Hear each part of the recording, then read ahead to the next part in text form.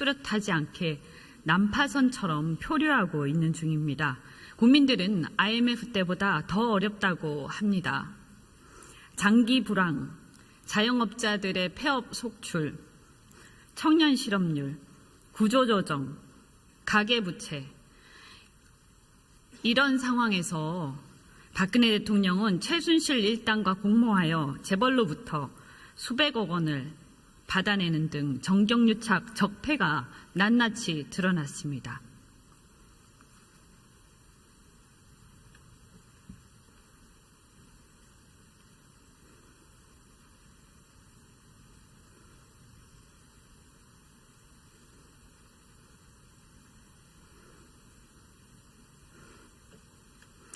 네, 황교안 국무총리님 나와주시기 바랍니다.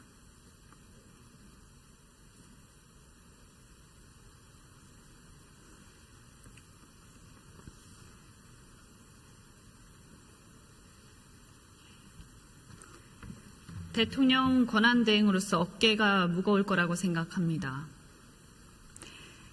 이번에 대정부 질의에 안 나오려는 그런 얘기들이 안 나오려 했다 이런 얘기들이 있던데 사실입니까?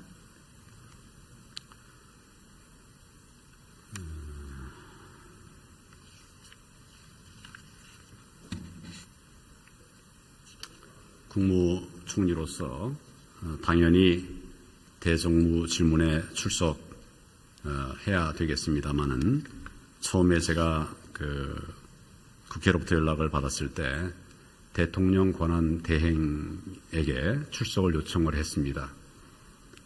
그러나 대통령 권한 대행이 국회에 출석해서 답변을 하거나 발언을 한 일이 있는가를 알아봤는데 권한 대행이 세워진 지가 8번 있었습니다. 그 8번 중에 어느 경우에도 권한 대행이 국회에 나와서 답변을 한 전례가 없었습니다. 그렇게 저희들이 조사를 했습니다. 그보다도 중요한 것은 지금 상황이 대통령이 탄핵 소추가 돼서 공백 상태인 이런 상황인데 만약에 제가 대통령 권한 대행으로서 자리를 혹시라도 비운 그런 상황에서 국가 위기 상황이 생길 때 정말 촌각을 다투는 그런 일에 긴밀하게 대처하기 위해서는 언제든지 그런 위기 상황에 대처할 수 있는 그런 상황을 유지해야 된다. 그런 측면에서 여러 가지 고민을 했습니다. 그렇지만 국회에서 계속 출석하는 것이 좋겠다고 하는 의견들을 또 내셨고 또 저도 이런 어려운 상황일수록 국회에 가서 국민들과 국회 앞에 국회의원들 앞에 정부가 어떻게 지금 국정 운영하고 있는지를 말씀을 드릴 필요가 있다고 생각을 해서 여러 의견들이 있었지만 출석을 하기로 그렇게 결정을 하고 오늘 출석해서 의원님들의 질문에 답하고 있습니다. 네, 거두절미하고 어쨌든 나오셔서 다행입니다. 안 그랬으면 아주 불필요한 논란으로 또 소모적인 얘기가 오갈 뻔했습니다. 위기 말씀하셨는데 국가적인 위기 상황이 닥치면 저희가 대정부 질문하다가 가셔도 괜찮습니다. 그리고 청와대에서 대통령이 나오시지 않는 이런 상황보다 차라리 국회에서 대정부 질의하고 받고 계시는 게 오히려 위기 상황 대처에 훨씬 더 맞다 이렇게 생각하고요. 저는 권한대행의 업무 범위 이런 것을 떠나서요. 이렇게 생각합니다. 이제는 대한민국에서 국회에 나와서 의원들하고 토론도 못하는 대통령 이제 필요 없습니다. 국민들도 그렇게 생각할 겁니다. 그렇기 때문에 권한대행이 대통령 예우를 받느냐 총리 예우를 받느냐 이런 거 신경 쓰실 필요 없다고 생각을 합니다. 어쨌든 나오셔서 그 취지에 공감을 하고 다행이라고 생각합니다. 질의하겠습니다. 이번에 재벌들이 이렇게 이번 게이트에서 보면 재단에다가 수백억을 냈는데요. 저는 이번 아마 이제 법조인 출신이시니까 잘 아시겠지만 보니까 2개의 기업만 이사회 의결을 거쳤습니다. 이렇게 그냥 뭐 몇 천만 원도 아니고요. 몇 십억 또는 몇 백억을 이사회 의결, 뭐 이사회 의결까지 아니라고 하더라도 무슨 뭐 하부위원회라도 보고했나 했더니 그것도 2개의 기업만 있고 형식적이었습니다. 이것에 대해서 어떻게 생각하십니까? 기본적으로 대기업 집단은 사기업이기 때문에 그 안에서 그 사적 자치 원칙에 따른 그런 운영의 시스템이 있을 겁니다. 그렇지만 대기업 집단은 사회적 책임도 여전히 있기 때문에 상법이라든지 여러 법률에서 규제를 하고 있는 부분들도 있습니다. 지금 의원님께서 말씀하신 이런 부분에 관해서는 지금 검찰 수사에 이어서 특검에서 조사를 하고 있는 것으로 알고 있는데 정확하게 어떤 경위가 어떻게 이루어진 것인지에 관해서 수사 결과가 나오게 될 겁니다. 그러면 그 부분에 관해서 좀 더 명백한 시시비비가 가려지리라고 생각을 하고 좀 더 대기업 집단이 사회적 책임을 더 하는 것이 필요하다는 의원님의 그런 걱정에 대해서는 저도 적극적으로 공감합니다. 저는 이것을 단순히 사회적 책임의 문제 정도로 생각하지 않습니다. 기업은 아까 말씀하셨는데 사적 자치라고 말씀하시지만 기업은 어떤 개인의 것이 아닙니다. 주주의 것이고 더 나아가서는 수많은 이해관계자들이 있습니다.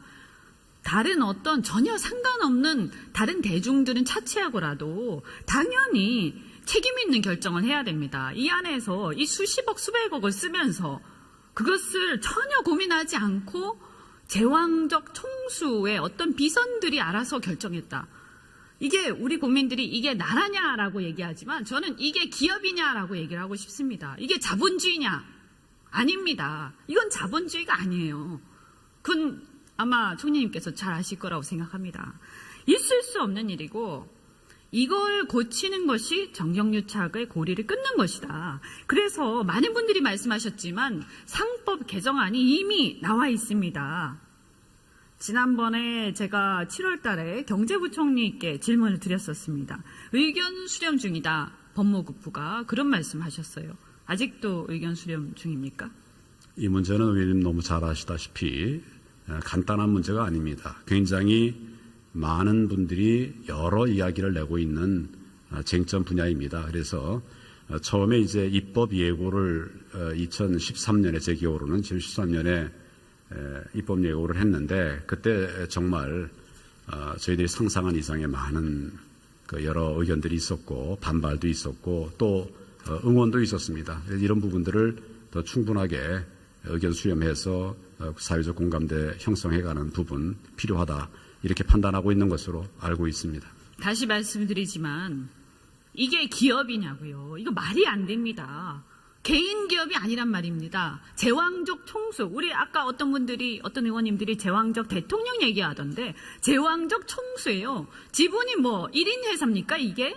구멍가게냐고요. 말이 되냐고요. 이런 수십억 수백억을 쓰면서 저는 이번에 검찰이 특검에서 전결 규정을 제대로 지켰는지 내부 통제 장치를 제대로 거쳤는지 그리고 이것이 상식에 부합하는 의사결정이었는지 샅샅이 쳐다보고 여기에 대해서 한 명도 빠짐없이 업무상 배임으로 처리해야 한다고 생각을 합니다. 이것에 대해서 물론 국무총리께서 하시는 것은 아니지만 그 생각하에서 잘 지켜봐 주셔야 한다. 그리고 이 상법 개정안에 대해서 다시는 이런 일이 없도록 사실은 지금 나와 있는 것보다 훨씬 더 세야 된다라고 생각을 합니다. 삼성 특히 적어도 이 나머지 회사는 차치하고라도 저는 삼성은 명백히 뇌물죄다 이렇게 생각을 하는데요. 아시겠지만 해외에 지금 독일에 송금한 돈들이 있지 않습니까? 많은 분들이 얘기를 했습니다. 자, 돈을 송금하려면 어떻게 합니까? 집행을 하려면 기업이 그냥 돈을 송금하는 게 아닙니다. 송금할 때 계약서를 썼을 거고요. 그러면 삼성이라는 회사가 삼성전자가 무슨 말하고 상관이 있습니까? 자기들 사업하고 상관도 없는 그런 업무에다가 컨설팅을 하면서 수십억을 썼어요. 수십억을 해외로 송금을 했어요. 그러면 이 수십억을 해외로 송금을 하는데 업무랑 상관도 없단 말이에요. 말하고 무슨 상관이 있어요. 승마협회에 지원을 해준다. 그럼 승마협회로 해서 돈 보내면 되죠. 그렇게 안 했어요. 왜? 승마협회로 해서 보내면 승마협회에서 의사결정이 복잡해지거든요. 굉장히 부자연스러운 의사결정입니다. 이거 저는 있을 수 없는 일, 당연히 뇌물입니다. 이것은. 그런데 제가 이 부분에 대해서 보면 국민연금이 연관이 돼 있어요. 근데 많은 분들이 말씀을 하셨어요. 근데 저는 이 국민연금이 보면 자문기관들이 자문한 거랑 다르게 의사결정을 했습니다. 그러면 총리님 아시겠지만 이 운영본부가 찬성 또는 반대하기 곤란한 안건은 주식의결권 행사 전문위원회에 요청할 수 있도록 되어 있죠. 그러니까 분명히 이것은 곤란한 안건입니다. 왜냐하면 반대가 자문기관들이 반대를 했고 불리한 거였기 때문에요. 그럼에도 불구하고 그냥 투자위원회에서 그냥 결정을 해버렸어요. 저는 그런데 제가 이걸 알아보니까 투자위원회 의사록도 없고 뭐 제대로 근거도 없습니다. 토론도 없었고요. 토론이 있었으면 어느 누가 이것에 대해서 찬성 의견을 무슨 근거로 얘기를 했는지 따져보려고 했더니 그런 것도 없습니다. 그랬을 때 어떻게 생각하십니까? 이 투자에 이 결정에 관여한 사람들 전부 다 업무상 배임이라고 저는 생각합니다. 국민의 노후 자금을 이렇게 허투루게 쓰다니 있을 수 없는 거예요. 저는 정부가 이거 가만히 있어서는 안 된다고 생각합니다. 어떻게 생각하십니까? 그런 여러 의혹들의 심각성을 저희들이 감안해서 특별히 검찰에서 특별수사본부를 만들어서 철저하게 수사를 하고 있었습니다. 그 과정에 이번에 특검이 또 만들어져 가지고 모든 자료들이 기소할 수 있는 부분은 처리가 됐고 또 나머지 수사 자료들에 대해서는 특검에 자료를 입수한 것으로 알고 있습니다. 특검에서 지금 철저하게 조사를 하겠다고 하고 있고 또 그런 움직임들이 보이고 있으니까 그 상황을 좀 지켜보는 것이 옳겠다 생각합니다. 제가 말씀드리는 것은 국가 권력기관이 정부가 이 국민연금공단이 이렇게 엉터리로 의사결정을 한 것에 대해서 그 의사결정에 관여한 모든 사람들의 행위와 의사결정 이유들을 다 따져서 책임을 물어야 한다는 얘기를 하는 겁니다. 업무상 배임은 물론이고 전부 다 이게 평가 손실만 하더라도 6천억이 됩니다. 당장 가처분해가지고요. 손해배상 청구 들어가야 되고요. 이렇게 하면 폐가 망신한다. 이거를 선례를 남겨야 됩니다. 있을 수 없는 일이에요. 국민연금공단에서도 여러 설명을 하고 있는 것으로 알고 있는데 이런 것들을 다 종합해서 특검이 수사를 하리라고 생각합니다. 저는 굉장히 답답한 게요. 이게 보세요. 아무 사업 목적도 관계없는 수십억을 해외 송금을 해서 내부 통제에도 잘 안 거치고 그냥 송금했어요. 아주 이런 회사가 어디 있습니까? 근데 이게 글로벌 기업 삼성전자입니다. 그리고 나서 그 시기에 정부는 국민연금공단을 압박했고 제대로 토론도 거치지 않고 찬성을 했어요. 그러면 이렇게 됐을 때 끝에 가서 최악의 경우에 거기에 사장단이나 그 집사들 감옥 가고 그러면 끝납니까? 그렇게 해서 이 합병 결의는 그냥 유효한 것으로 끝나고 승계는 그냥 무사히 거치게 되면 이게 뭐가 됩니까? 저는 이거요. 합병 무효라고 생각합니다. 이것을 무효라고 만들 수 있어야 우리 대한민국의 법이 살아있는 겁니다. 그것을 검토를 하셔야 합니다. 최소한요. 끝에 가서 법원이 어떻게 결정할지 모르지만 우리는 검토를 하고 이것에 대해서 바로잡을 수 있어야 된다. 그런 의지를 강력하게 보여주셔야 된다. 정부에서 검토를 하십시오. 기본적으로 검토하기 위한 자료들을 기본적으로는 이제 검찰과 특검에서 압수도 하고 이렇게 했기 때문에 그런 것들이 존재가 되는 것이 필요하다 생각하고 의원님 말씀하신 그런 부분에 관해서는 저희도 큰 관심을 갖도록 하겠습니다. 아니 검토를 하십시오. 국민연금공단의 이 사태에 대해서 정부가 어떤 입장을 가지고 어떤 조치를 취할 것인지 검토를 해서 입장을 말씀해 주십시오. 오늘 말씀하시기 어려우면 검토해서 입장 말씀해 주십시오. 그걸 검토도 안 하겠다.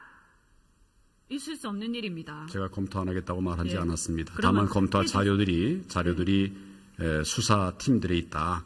그런 점들을 감안해서 하겠다 이런 말씀입니다. 당연히 하셔야 됩니다. 저는 지금 권한대행이시잖아요. 저는요. 이거 분개해서 가만히 놔둘 수 없을 정도라고 되어야 그게 정상입니다. 평가손실 6천억 국민들의 노후자금 도저히 용서할 수 없다. 이것을 국가를 뭐로 보는 겁니까? 국가를. 정부를 뭐로 보는 겁니까? 아주 우습게 보는 겁니다. 삼성이 박근혜 대통령 위에 최순실이 있고 최순실 위에 삼성이 있는 겁니다. 아주 회심의 미소를 지으면서 정부를 우습게 보고 있는 겁니다. 그렇게 말씀하실 일은 아니고 우선은 이제 진실이 뭔지에 대해서 철저하게 조사를 진행하고 있으니까 그 점을 조금 검토해서 기다려 보시기를 이걸 바랍니다. 이슈화해야 된다라고 생각합니다. 들어가도 좋습니다.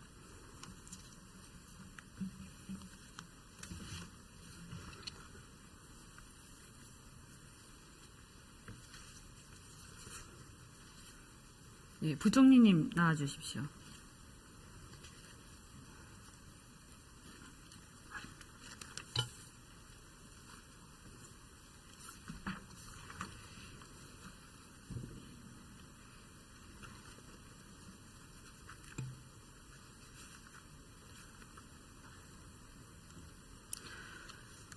예, 지금 가계부채 상황 잘 알고 계시잖아요. 예. 굉장히 심각합니다. 그런데 제가 2014년부터 계속 얘기했습니다. 연착륙, 금리 인상, 금리 인하, 그만해야 된다. 그런데 안 하셨어요. 여기 이 자리에 안 계시지만 최경환 부총리, 전 부총리, 저는 책임져야 한다고 생각합니다. 만약에 대한민국 경제 부채 때문에, 가계부채 때문에 무슨 일 생긴다. 최경환 부총리 절대로 무사하지 못합니다. 있을 수 없는 겁니다. 수없이 경고했습니다. 이제 어떻게 할 겁니까? 금리가 1% 인상되면 8조 이자 부담이 늘어납니다. 그게 국민들의 부담입니다. 대책이 뭡니까? 예, 우선 뭐 금리는 제가 언급할 수 있는 상황이 아니다는 말씀부터 우선 드리고요. 이 지금 그 규모 자체는 굉장히 큽니다. 이건 뭐 누차 의원님이 여러 차례 질의하셨고 상임위원회나 저도 여러 차례 말씀드렸습니다. 그런데 이제 지금 이 그 가계부채의 그 구조 자체는 그런대로 뭐 질적으로 그래도 양호한 편입니다. 리스크가 좀 낮은 편입니다. 예를 들면 고정금리라든가 분할상환의 비중이 굉장히 이제 늘어나서 올해 9월 말로 이제 40%가 넘었습니다. 그리고 이제 금융기관의 손실 흡수 능력을 저희가 따져보고 있는데 그것은 충분하다 이런 것입니다. 그런데 이제 그럼에도 불구하고 잘 안 들립니다. 예. 좀 예. 크게. 예. 예, 죄송합니다. 예, 그럼에도 불구하고 규모 자체가 크기 때문에 만약에 금리 인상이라는 충격이 한꺼번에 온다 그러면은 그것에 대한 그 충격이 있을 것이다 이렇게 저희도 봅니다. 그래서 저희가 우선 몇 가지 대책을 지금 몇 차례에 걸쳐 내놨습니다만은 예, 지금 이제 일단 지금 추가되는 그 대출이 집단 대출이 많은데 이것을 좀 어떻게든 줄여보자 하는 대책을 몇 번 냈습니다. 그래서 앞으로 어떻게 줄이겠다는 것은 이제 그렇게 그 방향으로 하면은 현재도 그 대출 증가의 속도는 줄어들고 있기 때문에 그것으로서 좀 이제 상당히 그 대출 증가를 수속을 할 수 있겠다 이런 생각이 듭니다. 이제 결정적으로 만약에 금리 인상이 직접 다가온다면 그것은 서민 취약계층의 문제가 되기 직접 때문에 다가오잖아요. 지금 연준에서 0.25% 인상했고 세 차례 한다 그랬잖아요. 예, 네, 그걸 전제로 말씀하셔야죠. 예, 물론 이제 그렇기 때문에 거기에 대한 물론 이제 그것을 한국은행 총재께서도 말씀하셨습니다만은 미국 금리가 인상이 됐다 해서 바로 우리 시장 금리에 충격이 바로 오는 것은 아니다 하는 그런 평가가 있습니다. 저희도 어느 정도는 그게 사실이라고 봅니다. 이미 지난번에 이제 앞으로 과연 3번을 할 것이냐 문제는 또 모르겠습니다. 지금으로선 보통은 시장에서 2번이 맞을 것이다 뭐 이러는데 그것이 이미 우리 국내 시장에 반영이 상당히 돼서 금리가 좀 올라갔습니다. 그랬을 때 그러니까 가장 기준금리가 아무 의미가 없죠. 지금 사실상 보면 그죠? 이미 시장에 다 반영돼 있어요.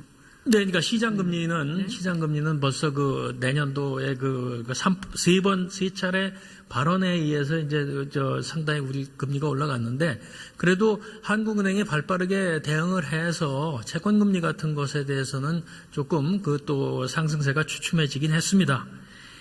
이제 이것이 문제가 가장 큰 것은 실제로 우리나라의 가계부채라는 것이 대부분 주택담보대출이 많기 때문에 어느 정도의 여유가 있는 측에서는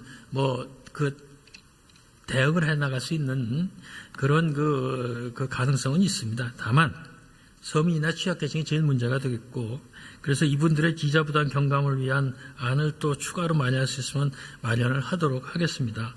그리고 또 만약에 연체가 생긴다면 이런 분들에 한해서 그러면은 이제 그 연체 전후 단계별의 그 채무제 조정 같은 것을 좀 활성화하도록 이렇게 하겠습니다. 결국 금리 인상에 의해서 직접적으로 영향을 받는 분들이 서민계층이고 취약계층이기 때문에 그분들에 대한 그 대책을 좀 집중할 필요가 있다 이렇게 생각을 하고 저희가 지금 그렇게 하고 있습니다.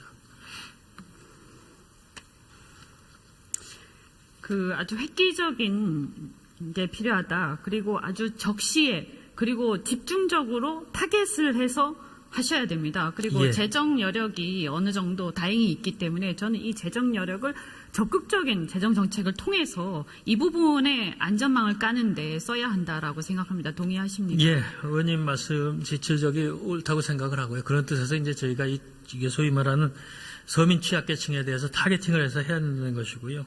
지금 저희가 조금 전에 말씀드린 걸 조금 더 보완한다면 이른바 햇살론 등 4대 정책 서민 자금이 있습니다. 이걸 공급을 확대하기로 하고 또 사익돌 중금리 대출인데 중간 정도 대출이고 또 이제 추가 1조 원을 확대하고 이런 것들을 몇 가지 마련을 하고 있습니다. 이것으로 일단 하는데 이것에 또 이것이 부족하다 그러면 거기에 추가하는 대책도 마련하도록 그렇게 하겠습니다. 금리 인상이 불가피할 걸로 예상이 되고요. 어쨌든 그 컨틴전시 플랜이 제대로 수립되어야 한다. 잘 챙겨주시기 바랍니다. 예, 그렇게 하도록 하겠습니다. 들어가셔도 좋습니다.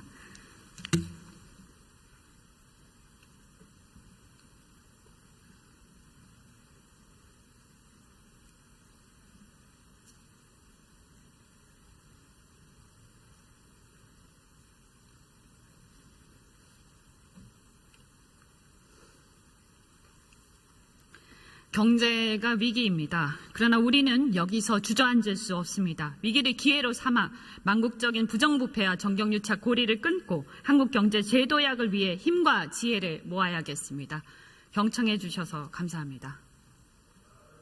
질의하고 받고 계시는 게 오히려 위기 상황 대처에 훨씬 더 맞다 이렇게 생각하고요. 저는 권한대행의 업무 범위 이런 것을 떠나서요. 이렇게 생각합니다. 이제는 대한민국에서 국회에 나와서 의원들하고 토론도 못하는 대통령 이제 필요 없습니다. 국민들도 그렇게 생각할 겁니다. 그렇기 때문에 권한대행이 대통령 예우를 받느냐 총리 예우를 받느냐 이런 거 신경 쓰실 필요 없다고 생각을 합니다. 어쨌든 나오셔서 그 취지에 공감을 하고 다행이라고 생각합니다. 질의하겠습니다. 이번에 그 재벌들이 이렇게 이번 게이트에서 보면 재단에다가 수백억을 냈는데요.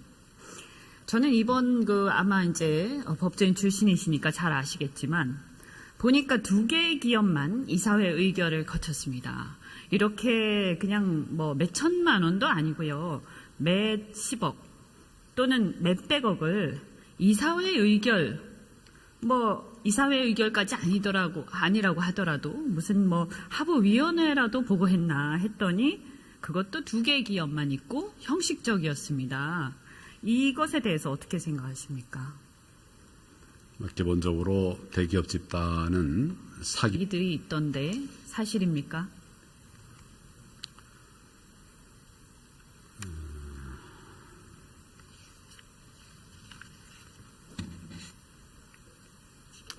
국무총리로서 당연히 대정부 질문에 출석해야 되겠습니다마는 처음에 제가 국회로부터 연락을 받았을 때 대통령 권한 대행에게 출석을 요청을 했습니다. 그러나 대통령 권한 대행이 국회에 출석해서 답변을 하거나 발언을 한 일이 있는가를 알아봤는데 권한 대행이 세워진 지가 8번 있었습니다. 그 8번 중에 어느 경우에도 권한 대행이 국회에 나와서 답변을 한 전례가 없었습니다. 그렇게 저희들이 조사를 했습니다. 그보다도 중요한 것은 지금 상황이 대통령이 탄핵 소추가 돼서 공백 상태인 이런 상황인데 만약에 제가 대통령 권한 대행으로서 자리를 혹시라도 비운 그런 상황에서 국가 위기 상황이 생길 때 정말 촌각을 다투는 그런 일에 긴밀하게 대처하기 위해서는 언제든지 그런 위기 상황에 대처할 수 있는 그런 상황을 유지해야 된다. 그런 측면에서 여러 가지 고민을 했습니다. 그렇지만 국회에서 계속 출석하는 것이 좋겠다고 하는 의견들을 또 내셨고, 또 저도 이런 어려운 상황일수록 국회에 가서 국민들과 국회 앞에, 국회의원들 앞에 정부가 어떻게 지금 국정 운영하고 있는지를 말씀을 드릴 필요가 있다고 생각을 해서 여러 그 의견들이 있었지만 출석을 하기로 그렇게 결정을 하고 오늘 출석해서 의원님들의 질문에 답하고 있습니다. 네, 거두절미하고 어쨌든 나오셔서 다행입니다. 안 그랬으면 아주 불필요한 논란으로 또 소모적인 얘기가 오갈 뻔했습니다. 위기 말씀하셨는데 국가적인 위기 상황이 닥치면 저희가 대정부 질문하다가 가셔도 괜찮습니다. 그리고 청와대에서 대통령이 나오시지 않는 이런 상황보다 차라리 국회에서 대정부 기업이기 때문에 그 안에서 그 사적 자치 원칙에 따른 그런 운영의 시스템이 있을 겁니다. 그렇지만 대기업 집단은 사회적 책임도 여전히 있기 때문에 상법이라든지 여러 법률에서 규제를 하고 있는 부분들도 있습니다. 지금 의원님께서 말씀하신 이런 부분에 관해서는 지금 검찰 수사에 이어서 특검에서 조사를 하고 있는 것으로 알고 있는데 정확하게 어떤 경위가 어떻게 이루어진 것인지에 관해서 수사 결과가 나오게 될 겁니다. 그러면 그 부분에 관해서 좀 더 명백한 시시비비가 가려지리라고 생각을 하고 좀 더 대기업 집단이 사회적 책임을 더 하는 것이 필요하다는 의원님의 그런 걱정에 대해서는 저도 적극적으로 공감합니다. 저는 이것을 단순히 사회적 책임의 문제 정도로 생각하지 않습니다. 기업은 아까 말씀하셨는데 사적 자치라고 말씀하시지만 기업은 어떤 개인의 것이 아닙니다. 주주의 것이고 더 나아가서는 수많은 이해관계자들이 있습니다. 다른 어떤 전혀 상관없는 다른 대중들은 차치하고라도 당연히 책임 있는 결정을 해야 됩니다. 이 안에서 이 수십억 수백억을 쓰면서 그것을 전혀 고민하지 않고 제왕적 총수의 어떤 비선들이 알아서 결정했다. 이게 우리 국민들이 이게 나라냐라고 얘기하지 뚜렷하지 않게 난파선처럼 표류하고 있는 중입니다. 국민들은 IMF 때보다 더 어렵다고 합니다. 장기 불황, 자영업자들의 폐업 속출, 청년 실업률, 구조조정, 가계부채 이런 상황에서 박근혜 대통령은 최순실 일당과 공모하여 재벌로부터 수백억 원을 받아내는 등 정경유착 적폐가 낱낱이 드러났습니다.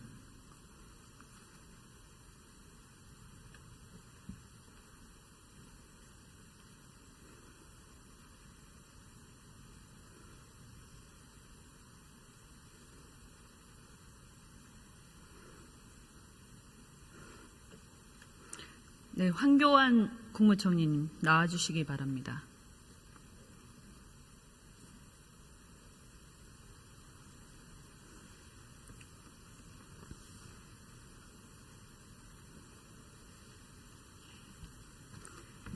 대통령 권한대행으로서 어깨가 무거울 거라고 생각합니다. 이번에 대정부 질의에 안 나오려는 그런 얘기들이 안 나오려 했다 이런 얘기